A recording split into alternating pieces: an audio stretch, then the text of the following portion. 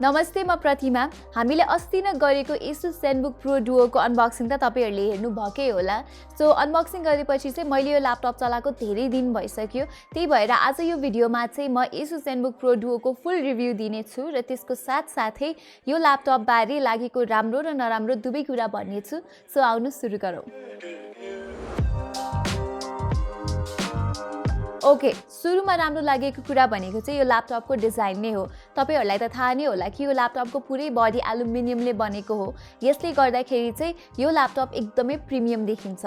तर यदि तपाईहरु लाइट वेट ल्यापटप लिएर हिँड्न रुचाउनुहुन्छ भने चाहिँ ZenBook Pro Duo सँग अलि गाह्रो हुन सक्छ, किनभने यसको वेट चाहिँ 2.5 केजी छ।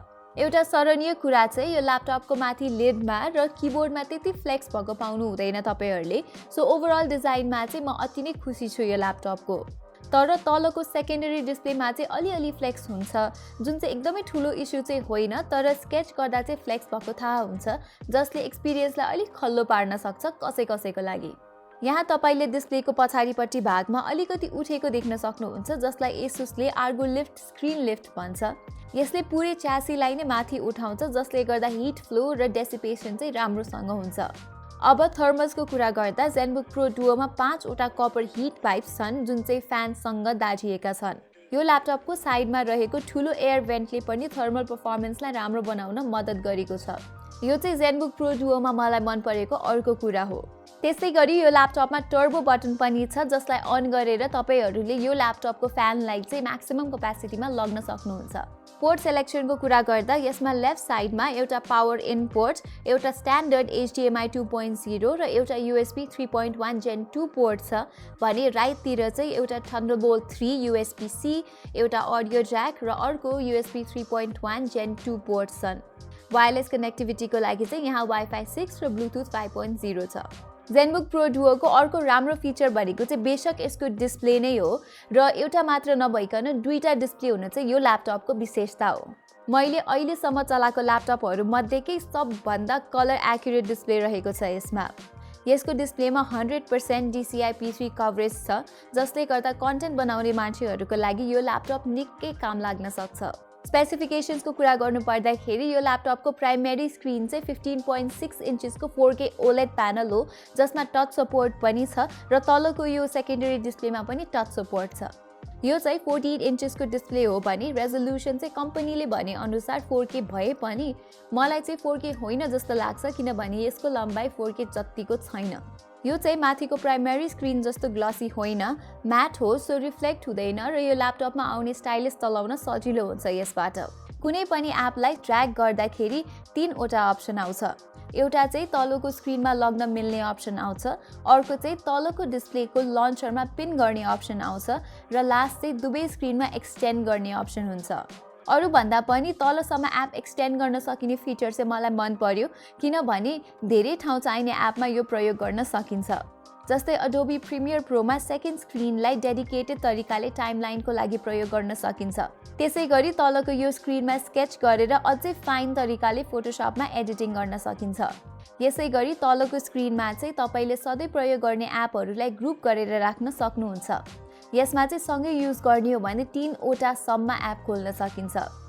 त्यस्तै गरी एसुसले क्विक की भन्ने अप्सन पनि दिन्छ, जसलाई प्रोग्राम गरेर क्विक लन्चरको रूपमा प्रयोग गर्न सकिन्छ।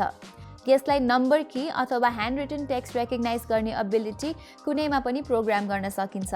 अनि साथै डुअल स्क्रिनको अर्को फाइदा भनेको चाहिँ मल्टिटास्किङ गर्न र एउटा एपबाट अर्को एपमा स्विच गर्न सजिलो हुन्छ डुअल स्क्रिनको कारणले।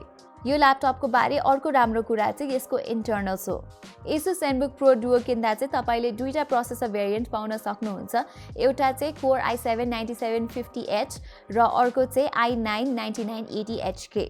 मसँग चाहिँ यो i9 वाला भेरिएन्ट छ अनि ग्राफिक्स साइडमा चाहिँ यसमा NVIDIA को RTX 2060 ग्राफिक्स आउँछ। यो एकदमै पावरफुल कम्बिनेसन त हो, तर यतिको प्राइसमा चाहिँ RTX 2070 नै हुनु पर्थ्यो जस्तो लाग्छ मलाई।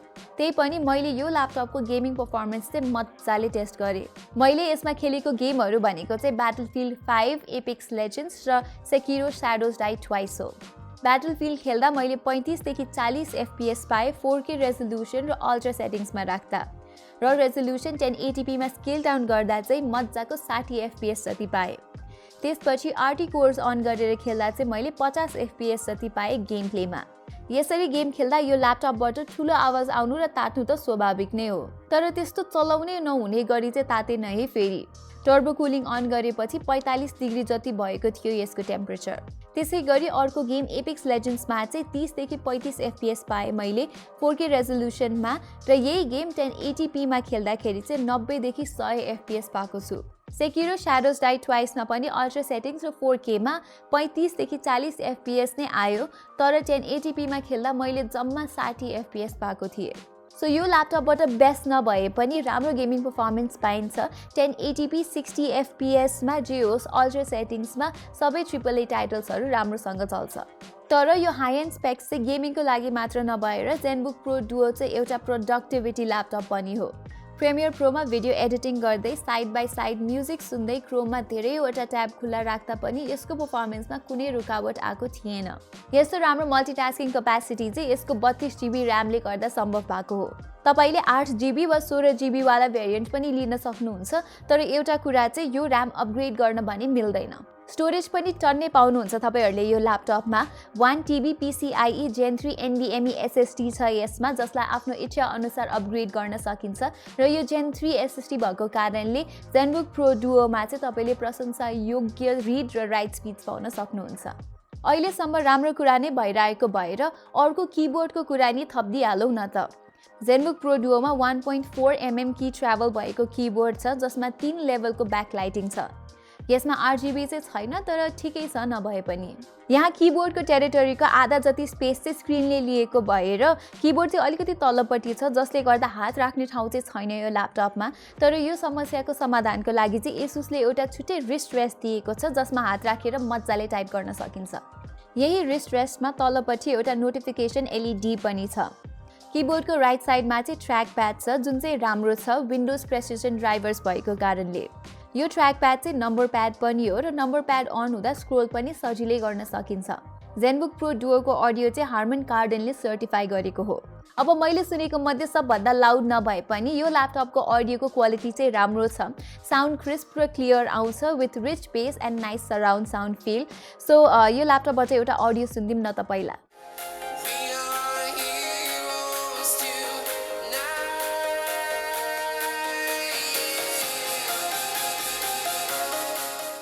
ल अब चाहिँ यो ल्यापटपमा मलाई खासै मन नपरेको र अर्को जेनेरेसनमा इम्प्रुभ हुन सक्ने कुराहरूको बारे छलफल गरौँ।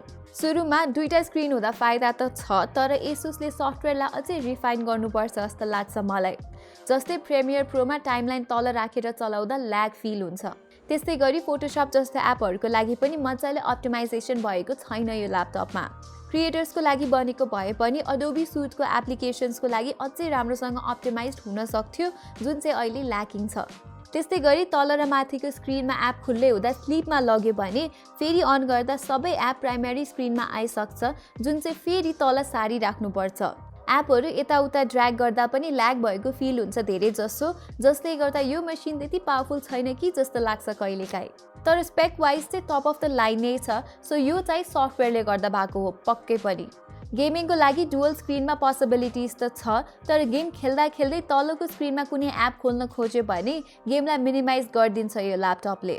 यो समस्या चाहिँ केही हदसम्म गेम स्क्रिन मोडलाई विन्डोड राख्यो भने हराउँछ। त्यसै गरी एउटा छुट्टै रिस्ट रेस्ट बोकेर हिँड्नु पर्दा अलरेडी भारी ल्यापटप झनै भारी हुन जान्छ। र एसुस जेनबुक प्रो डुओ चाहिँ क्रिएटर्सहरूको लागि बनेको भए पनि यसको पोर्ट सेलेक्सन चाहिँ मलाई खासै मन परेको छैन। यसमा तपाईहरूले SD कार्ड रिडर पाउनु हुँदैन, जुन चाहिँ कुनै पनि क्रिएटरको लागि एकदमै आवश्यक कुरा हो। त्यस्तै गरी अझै एउटा टाइप A पोर्ट भइदिएको भए काम गर्न अझै सहज हुन्थ्यो, र यसमा तपाईहरूले ल्यान पोर्ट पनि पाउनु हुँदैन। यो ल्यापटपमा तपाईले 71 वाट आवरको ब्याट्री पाउनुहुन्छ। हुन त यो ल्यापटपमा दुईटा स्क्रिन छ र 45 वाट TDP भएको पावर हङ्ग्री प्रोसेसर पनि छ, त्यही पनि मलाई यो ल्यापटपको ब्याट्री लाइफ चाहिँ त्यति चित्त बुझेको छैन। ब्याट्री चाहिँ 3 देखि 5 घण्टासम्म टिक्छ यसको, नर्मल काम जस्तै क्रोम चलाउँदा, फोटो एडिट गर्दा र त्यस्तै अरू काम गर्दा। ब्याट्री बचाउन चाहनुहुन्छ भने चाहिँ सेकेन्ड स्क्रिनको रेजोल्युसन पनि घटाउन सक्नुहुन्छ, अथवा पुरै बन्द पनि गर्न सक्नुहुन्छ तपाईहरूले।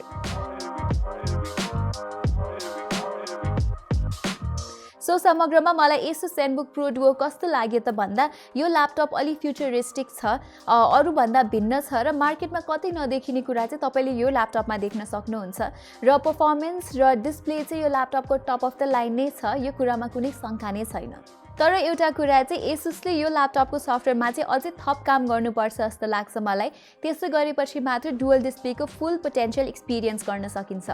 लास्टमा चाहिँ अब यो ल्यापटप एउटा भ्याल्यु ओरिएन्टेड बायरको लागि चाहिँ पक्कै होइन, यो एउटा इनोभेसन मन पराउने मान्छेको लागि हो र आजको मितिमा चाहिँ यो ल्यापटपले सबै युज केसको पोटेन्सियल दिन नसके पनि फ्युचरमा धेरैजनाले यसलाई इनोभेटर र फर्स्ट मुभर भनेर चिन्नेछन्। सो यही नै थियो हाम्रो एसुस ZenBook Pro Duo ल्यापटपको फुल रिभ्यू। तपाईँलाई यो ल्यापटप कस्तो लाग्छ भनेर तल कमेन्ट सेक्सनमा भनिदिनुहोस्। अहिलेको लागि चाहिँ यति नै, धन्यवाद।